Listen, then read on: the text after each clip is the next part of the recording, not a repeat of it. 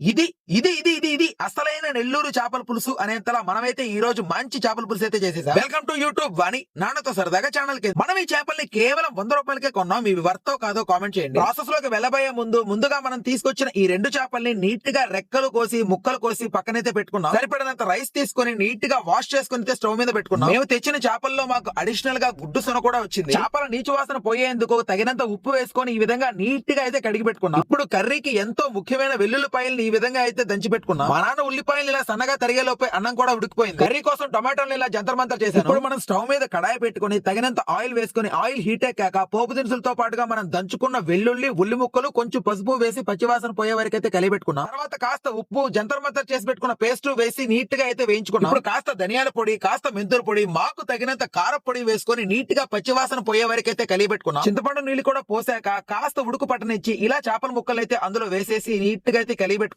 తర్వాత ఈ కర్రీలోకి తగినంత నీళ్లు వేసుకొని ఒకసారి కలిపెట్టుకొని మూత పెట్టి దించుకుంటే అద్భుతం. ఏదైనా కర్రీ కాస్త బాగుందంటేనే మనం వదిలిపెట్టాలి. అలాంటిది సండే స్పెషల్ అద్భుతమైన నెల్లూరు చేపల పులుసు రెడీ అయిపోయింది. అది కూడా అద్భుతంగా ఉంది అని మా నాన్న చెప్తే ఇంకా వదులుతావా? ఇక టేస్ట్ విషయం అంటారా, నిజంగా చాలా ఎక్సలెంట్ గా అయితే వచ్చింది. వీడియో నచ్చితే లైక్ చేయండి. ఇలాంటి మన daily routine business short blogs కోసం మన ఛానల్ ని సబ్స్క్రైబ్ చేసుకోండి.